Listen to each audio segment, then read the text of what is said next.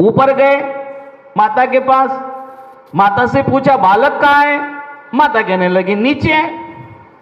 बच्चे संकट में आ गए, नीचे जाओ तो कह रहे ऊपर है, ऊपर जाओ तो कह रहे नीचे है। उन्होंने कहा कि अगर आपको बालक नहीं भेजना है तो मत भेजो, झूठ क्यों बोल रहे हो? उन्होंने कहा झूठ कहाँ बोल रहे हैं? वर्धमान आए तुरंत वहां पर।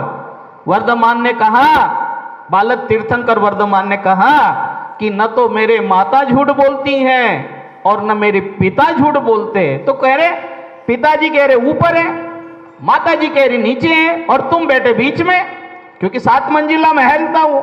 तो वर्धमान ने क्या समझाया? देखो, वर्धमान जन्म से ही स्यादवाद और अनेकांत के गायक थे। ये बातें समझनी चाहिए। केवल हूं अल्लाह करने से धर्म की प्रभावना नहीं होती। धर्म की प्रभावना होती है ज्ञान से। अगर ज्ञान नहीं है तो धर्म की प्रभावना नहीं है। भगवान महावीर ने जो प्रभावना की है वो ज्ञान से की है।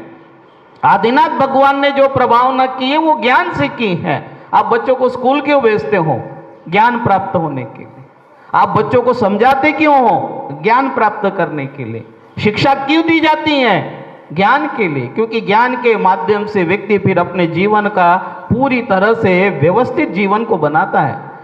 वर्धमान ने क्या कहा कि मेरे पिताजी ने जब कहा कि ऊपर है तो वो जहां थे उनकी अपेक्षा से मैं ऊपर हूं, और तुम जब मेरी माता के पास गए तो माता ने कहा कि नीचे हैं, तो मैं अपने माता इस समय मेरी जहां विराजमान है उसकी अपेक्षा से मैं नीचे हूं। तो ये स्याद आस्ति, स्याद नास्ति, स्याद अस्ति नास्ति, ये स्यादवाद के सप्तभंग होते हैं। विषय बहुत विस्तार है, आज प्रसन्नता की बातें हैं। उन्होंने प्रश्न पूछा कि तीर्थंकर का जन्म क्यों होता है, कब होता है, किस लिए होता है? क्या तीर्थंकरों को जन्म लेना जरूरी है? जब हम अध्ययन करते हैं तो भगवान महावीर स्वामी को जिनसेन स्वामी ने अजन्मा कहा। अजन्मापि श्रीमान विगत भव रागोद्भुत गति। उन्होंने कहा कि आप अजन्मा है, जन्म लेने के बाद भी अजन्मा है।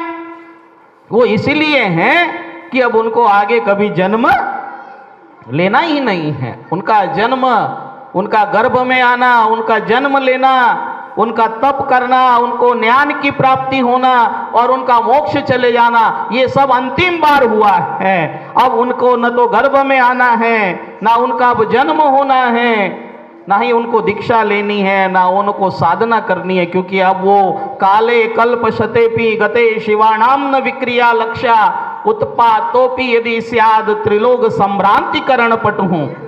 वो तो हमेशा हमेशा के लिए अब मुक्त लोक में विराजमान हो चुके हैं।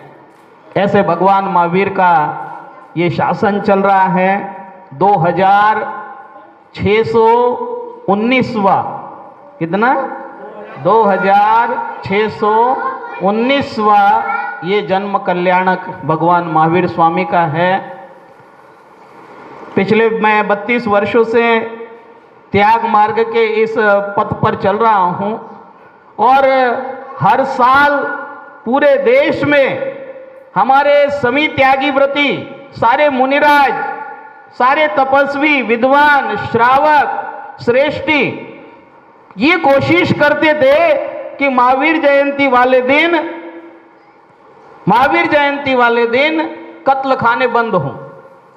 महावीर जयंती वाले दिन कत्ल खाने बंद हो, शराब की दुकानें बंद हो, अंडे के ठेले बंद हो।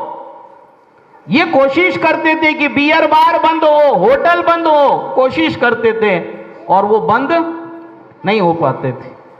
भगवान महावीर के जन्म के बाद और उनके मोक्ष जाने के बाद मैं समझता हूं कम से कम हमारे जीवन में तो ऐसा पहली बार है कि बिना बंद कराए सब बंद है। बिना बंद कराए सब बंद है। कोई दुकान अरे तुम अंडे और शराब की दुकान की बात कर रहे हो, यहां तो मूंग की दाल की दुकान भी बंद है।